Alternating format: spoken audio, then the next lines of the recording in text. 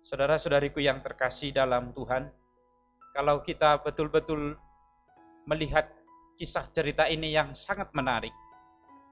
Pertama, diceritakan oleh perumpamaan yang dibuat oleh Yesus ini adalah ada orang yang punya tanah. Lalu pertama dia yang menanami kebun itu. Lalu setelah ditanam, begitu dia menanam, dia sudah mendirikan tempat pemerasan untuk anggur. Itu artinya dia ketika dia menanam, dia sudah memikirkan bahwa ini akan panen 2-3 bulan, 4 bulan, dan seterusnya.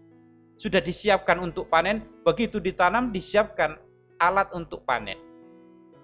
Lalu disiapkan menara jaga. Karena kalau di sana, menara jaga ini diperlukan ketika panen. Jadi di tempat menara inilah orang-orang menjaga supaya kebun ini aman. Jadi yang punya kebun ini adalah seorang yang visioner. Begitu dia menanam, dia sudah punya pikiran. Nanti 4 bulan, 3 bulan atau berapa bulan, ini akan panen dan hasilnya begini dan akan dibuat demikian. Itu hal pertama yang menarik.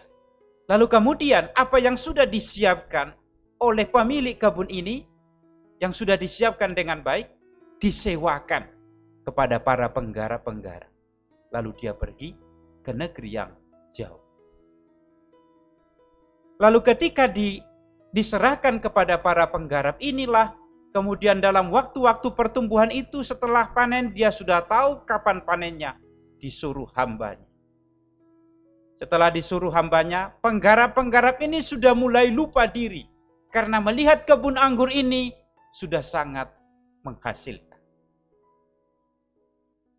Salah satu refleksi saya tentang peristiwa ini adalah ternyata kalau sudah orang ditempatkan pada suatu tempat, menerima hasil yang melimpah, terberkati begitu banyak, orang bisa lupa. Merasa ini sudah miliknya, maka ketika disuruh hamba dari yang punya kebun itu, dia tidak mengakui lagi karena sudah merasa ini punya saya. Padahal dia hanya disewakan, penggarap, petugas.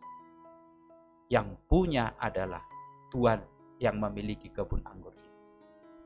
Saudara-saudariku, sangat menarik ketika kemudian disuruh hamba, kemudian mereka bunuh.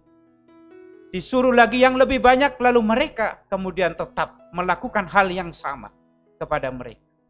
Inilah salah satu tanda bahwa penggarap-penggarap ini sudah mulai berpikir bahwa ini milik. Orang-orang menjadi tamak dalam hidup itu karena merasa yang dia punya itu adalah milik. Tanpa sadar sejak awal kamu dititipi. Ya, kerjakan. Yang menanam itu bukan kamu, yang mengusahakan itu bukan kamu, dan itu bukan milikmu. Sebenarnya begitulah yang boleh dikatakan kepada para penggarap ini. Tapi mereka sudah lupa. Yang ketiga, ketika yang punya kebun anggur ini punya kesabaran yang luar biasa. Sampai kemudian dia mengutus anaknya, sebab anakku mungkin akan mereka segan. Tapi begitu melihat anaknya datang, mereka sudah berpikir, wah ini mau mengambil ini. Karena dalam pikirannya sudah semakin jelas, ini milikku. Maka anaknya juga diperlakukan sama. Bahkan dibunuh dan disingkirkan di luar kebun anggur itu. Saudara-saudariku yang terkasih, pada titik inilah kemudian apa yang akan dilakukan yang punya kebun anggur ini? Maka dia akan murka. Sebab apa yang diperbuatnya sejak awal kepada para penggarap ini sudah sangat luar biasa.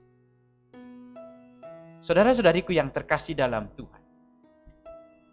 Dari kisah ini sebenarnya ada banyak hal yang bisa kita renungkan. Bagaimana juga Allah mengumpamakan dirinya dalam perumpamaan ini yang mengasihi kita manusia. Sejak awal Allah sudah memelihara kita. Lalu mengutus para nabi. Sejak awal mengutus para nabi. Tapi para nabi tidak semua. Dalam kisah perjanjian lama kita tahu. Ada banyak nabi yang ditolak. Sampai kemudian anaknya diutus. Lalu kemudian harus disalibkan. Di luar Yerusalem. Kalau dalam Injil digambarkan bahwa anak dari tukang kebun anggur ini dibunuh di luar kebun anggurnya. Lalu kemudian digambarkan Yesus kemudian dibunuh di luar Yerusalem. Dibawa ke Golgota. Gambaran yang sangat luar biasa. Tapi apa yang terjadi? Yang punya kebun anggur ini tetap punya visi bahwa kebun anggur ini akan diserahkan lagi kepada penggarap-penggarap yang lain. Saudara-saudariku yang terkasih dalam Tuhan, kerajaan Allah itu rupanya seperti demikian ini. Adalah sebuah tanggung jawab. Rahmat dan sekaligus tanggung jawab. Semakin diberikan rahmat kepada kita, itu semakin besar tanggung jawab kita. Tapi pada akhirnya, orang bisa lupa bahwa rahmat ini sekaligus juga tanggung jawab. Maka kadang-kadang kalau orang minta macam-macam dalam doa, mengharapkan macam-macam, kadang-kadang saya berpikir, ini sadar enggak ya? Yang diminta itu adalah rahmat memang benar, tapi sekaligus tugas yang berat. Maka semakin kita banyak meminta kepada Tuhan anugerah, bahkan rahmat, sebenarnya kita meminta semakin banyak tugas dan tanggung jawab yang harus kita tahu. Tapi orang tidak sadar. Maka kemudian ketika diberi rahmat, dia hanya berpikir ini adalah milikku, tidak berpikir lagi soal tanggung jawab. Maka saudara-saudariku yang terkasih, pada bagian Injil yang terakhir kita disadarkan bahwa kerajaan Allah itu adalah rahmat sekaligus tanggung jawab. Kita harus mengusahakannya dalam hidup. Supaya apa yang dipercayakan oleh Allah ini bertumbuh dalam hidup kita.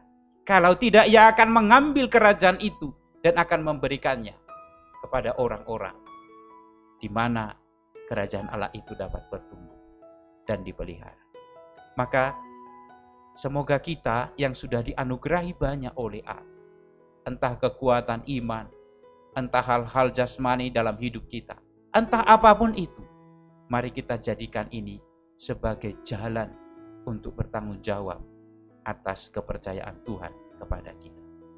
Kita percaya kepada Tuhan, tapi Tuhan juga ingin kita menjadi orang-orang yang dapat dipercaya.